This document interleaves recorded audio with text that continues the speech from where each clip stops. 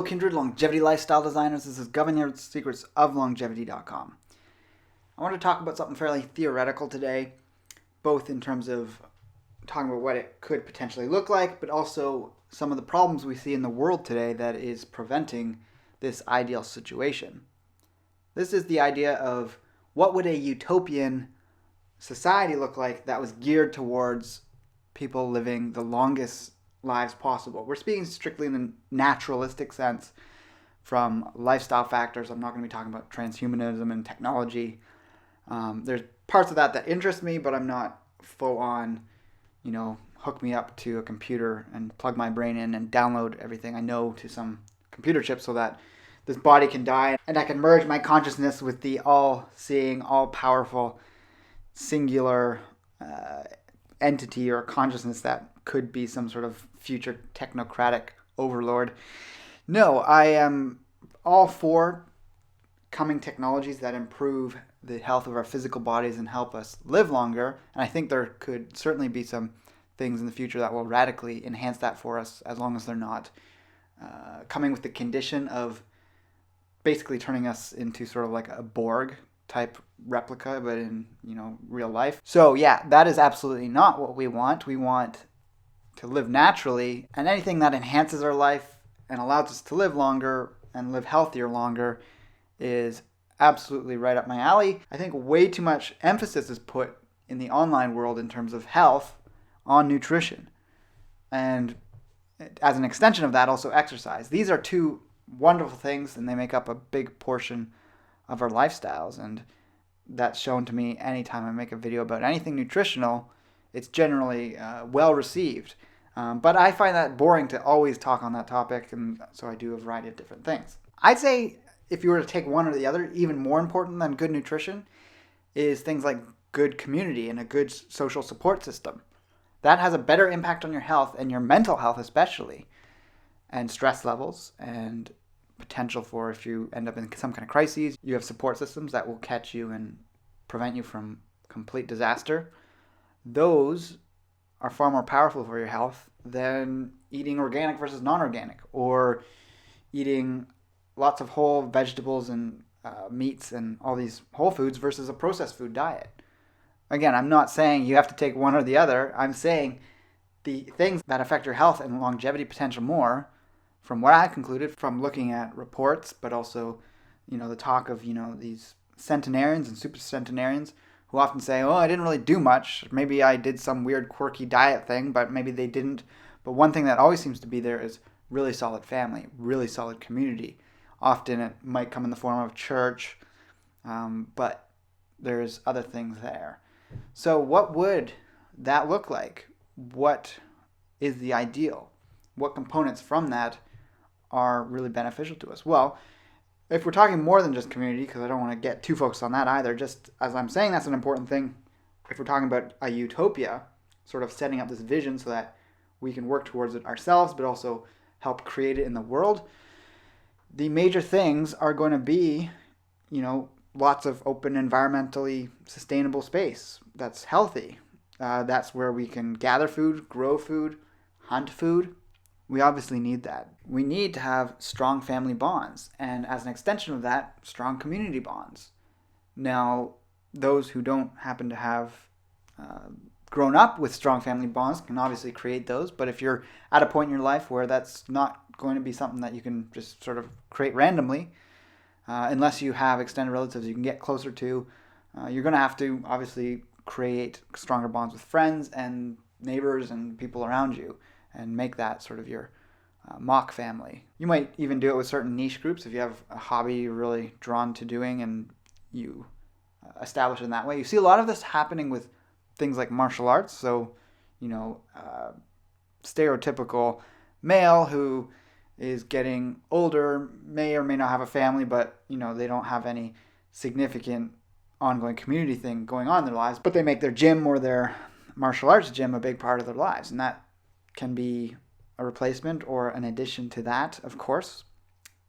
Now, what I think is really lost, or is beginning to be lost in today's Western cultures, is the religious community Obviously, I'm not advocating for any one specific religion, but the effect of getting together with people, coming together in a singular purpose, whether it's worship or what have you, tends to have major benefits, and it gets you closer to those people, and you can then transcend any differences you have in other areas of your life. Could even be political, but even along religious lines, people tend to become more like each other in terms of politics and things like that. But you transcend a lot of differences by having that one common interest and joining together in that. So it's undeniable that that has tremendous health benefits. But what do we have available to us other than, I guess in the West, Christianity? Well, there's a range of things. It's totally up to you what you feel most drawn to. But if we're going to be talking about these things that create a whole network of support as well as an impact on the area around us, we can perhaps look to the ancestral practices of the people that came before our pre-Christian ancestors, or ancestors going back 500, 1,000, 1,500 years if you happen to be European. Could be shorter or longer if you're from other parts of the world. There was, religious worship of a type that was done, but in these polytheistic or animistic religions, a lot of these rituals and things were done outside. So just like that, your ritual, your spiritual life, where you're building that community, is already happening outside, which is healthier than doing it inside. Wherever that's taking place, it means that that land is also being preserved, and you're going to have more consciousness built up around environmental things, so you're less likely to have industry coming in and taking over a community, because people have that as an ideal that they want to preserve. They want to have that land. And if people care about the land, then they're more likely to stand up and prevent its takeover and its decimation. Doesn't mean that you can't have industry anywhere on the planet, but we need large areas of land that are preserved, and government certainly doesn't always do the best job of that, and we can't just rely on the government to do that.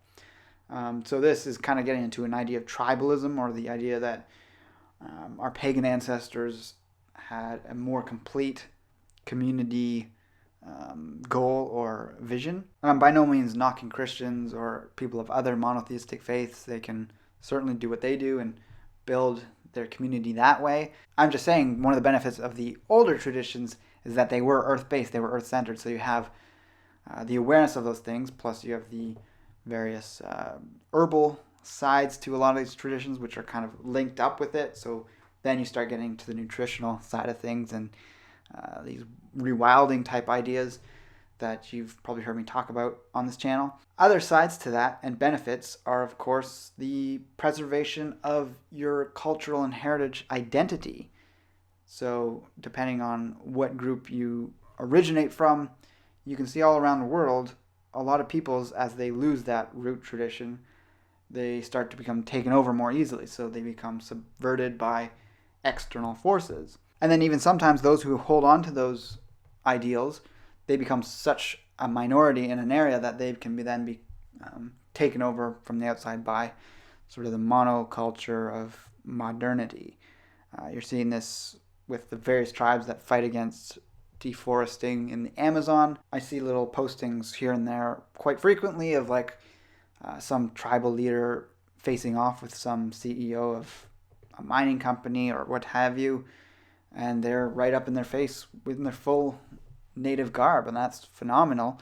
But they're also being persecuted. One headline I saw recently was that someone was assassinated, a leader of a tribe was assassinated, clearly by the people they were in conflict with. And so that destruction of their elders and of their traditions and the spiritual leaders of their tribes allows for the move-in and takeover of their land. You could kind of put this synonymous with takeover of the mind and of culture. The two go hand in hand with the land, I believe.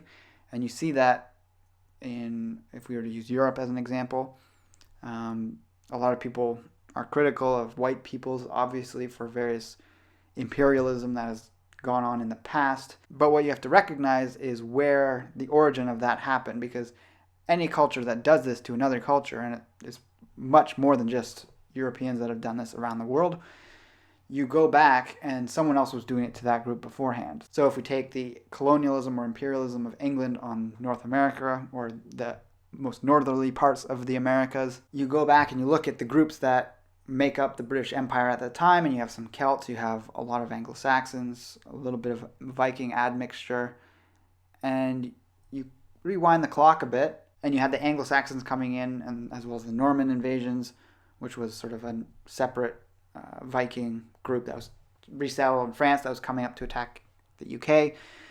But where was that element coming in of them invading the UK and pushing the Britons and the Picts and the Welsh into their little areas of the British Isles, as well as the Irish? Well, you keep rewinding and you get to the point where you have the Germanic tribes throughout Northern Europe, the Celts on the British Isles, and you had the Romans who were occupying the British Isles, and they were warring against the Picts, and they were launching campaigns against the Germanic tribes of Europe from the UK as well.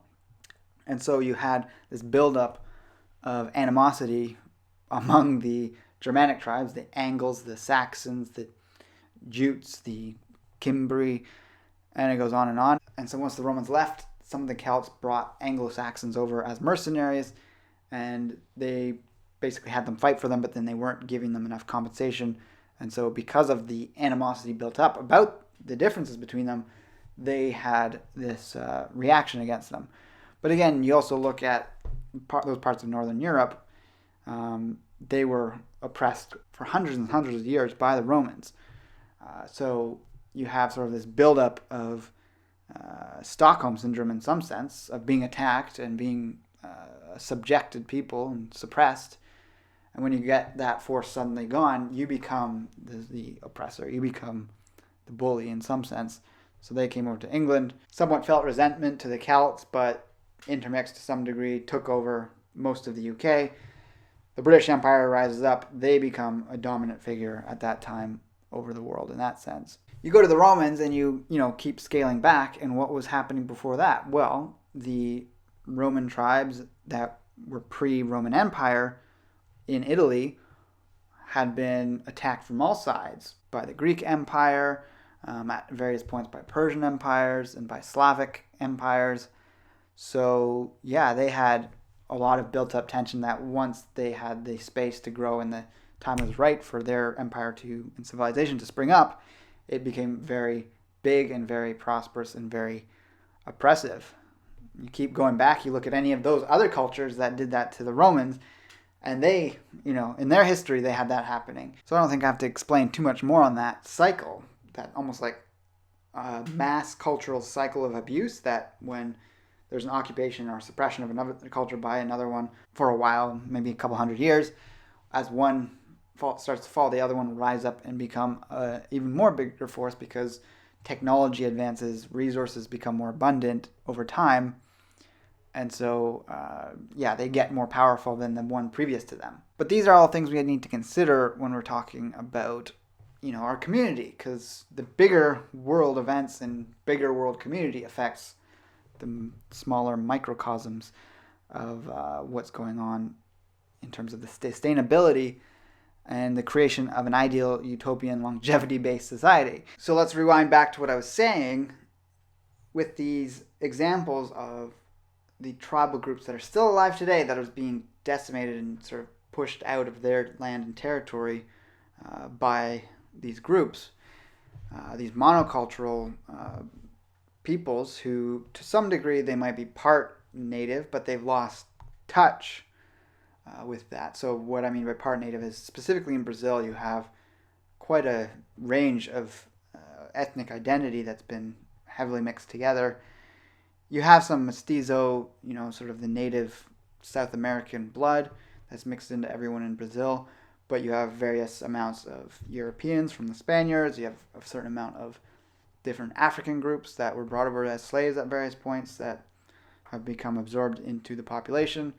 And yeah, when that happens, you don't really have the motivation, at least when we're talking about the greater population, there's no motivation or connection to the past because it's both multifactorial, it's from different areas, and it's just been cut off. The most recent tradition is perhaps Catholicism for a lot of people, and they might connect with that, and that takes its roots to Spain, But they're not going to go further back than that. They're not going to go to an earth-based religion. They could reconnect with their mestizo side or their African indigenous roots if they have some of that.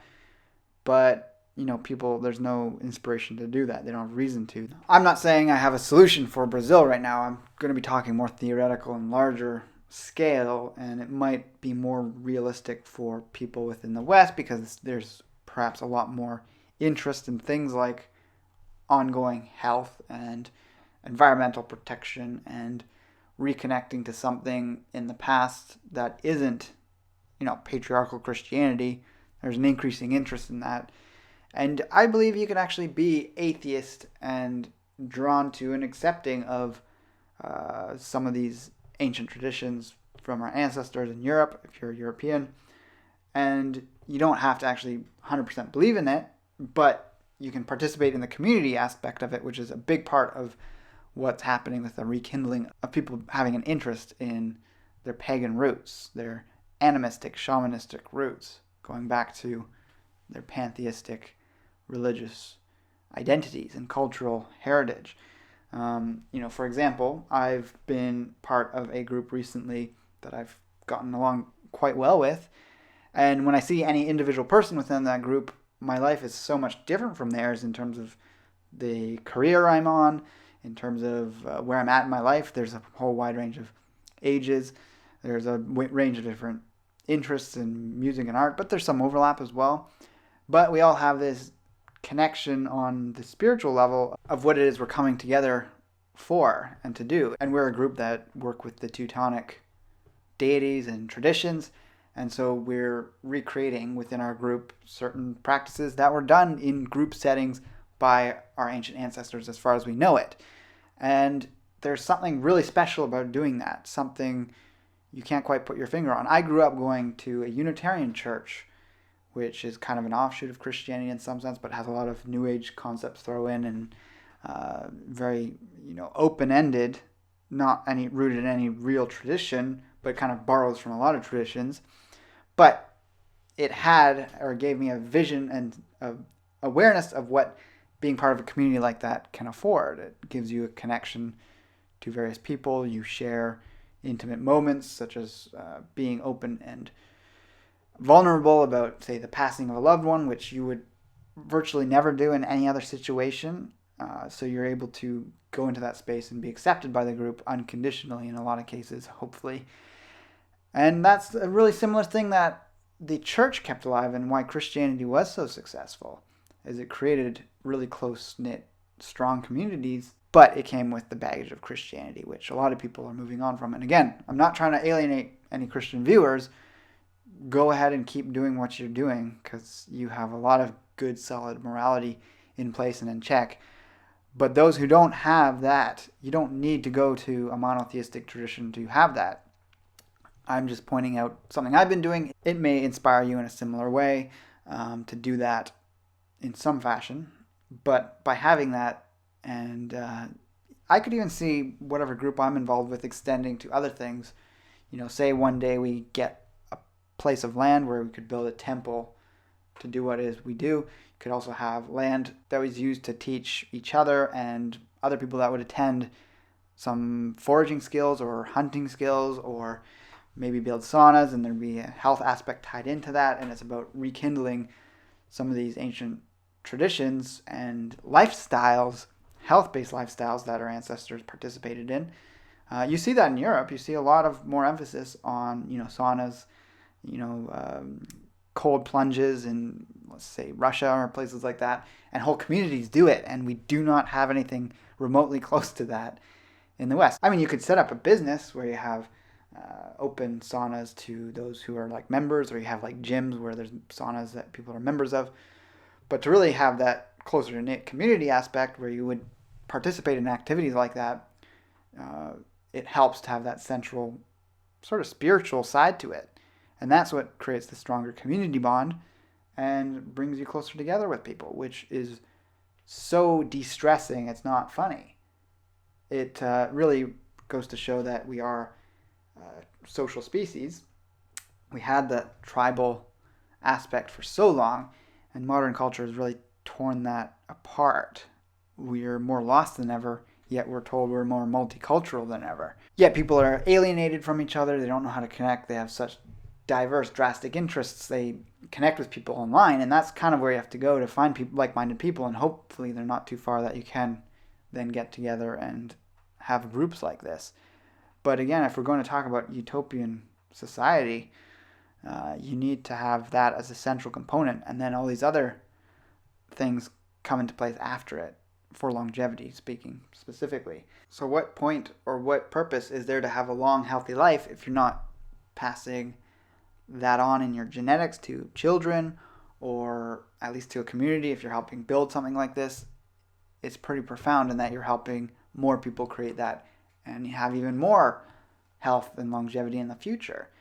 So that is a big component. So from there we can jump on to what creates the healthiest children. Well, it's monogamous marriage with 2+ children per couple to at least get your replacement population in place. And I've already gone into things like nonviolent parenting on this channel, where the highest end of physical abuse and emotional abuse can result in 20+ years reduction on average lifespan.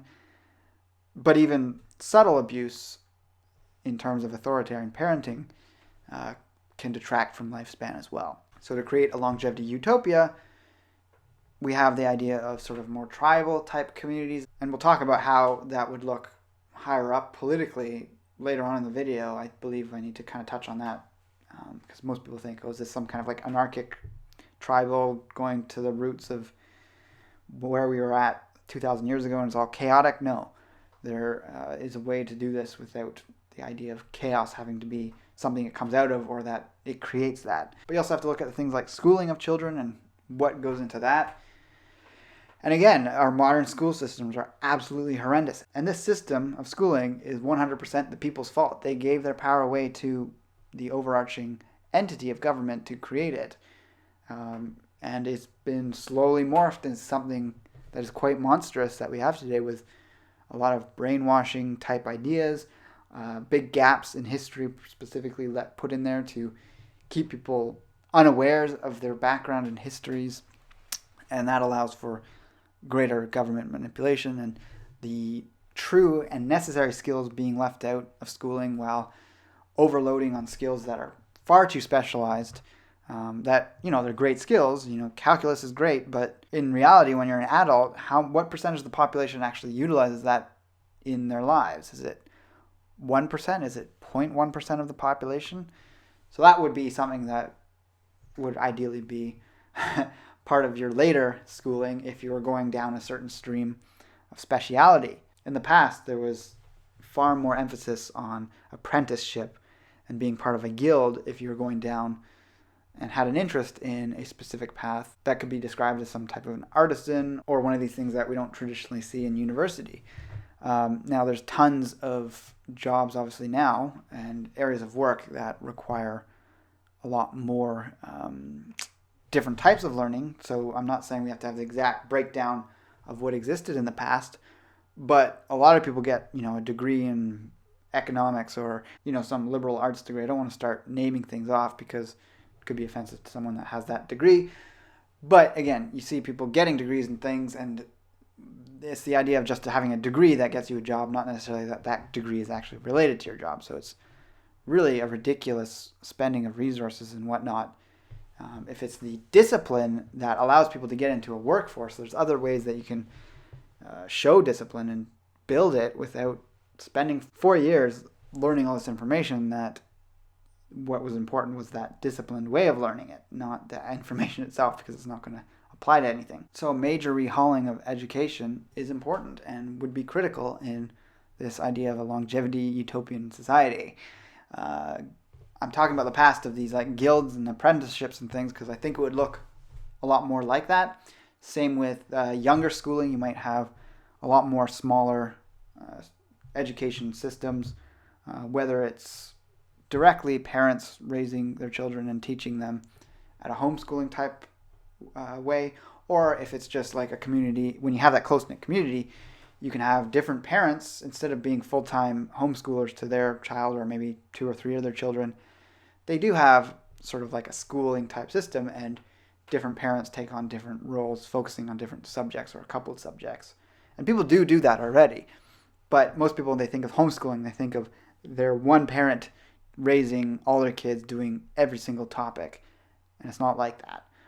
You can still have traditional schools, but I think we need to be flexible on when that starts, how long it lasts for, and how do we identify which kids actually need that or not, because they might be better off going into, like, again, the apprenticeship type scenario. We can obviously figure out what are the absolute most essential things, like reading, writing, basic types of math, a lot of the basic scientific concepts, etc. Those are all crucial, and perhaps there could be something that is, nationwide, that is in place that would look something like modern schooling today, public schooling. But again, there could be a lot of flexibility around that. So if we were to go to the larger political arena, what does that look like? Well, obviously politics today and the way countries are run are still pretty barbaric. It's hard to say whether it's getting worse or better from the past, because there's obviously periods in history that are absolutely horrendous. But there's still an absurd amount of tyranny going on in the world. Some people say there's less violence in the world, and to some degree that could be the case.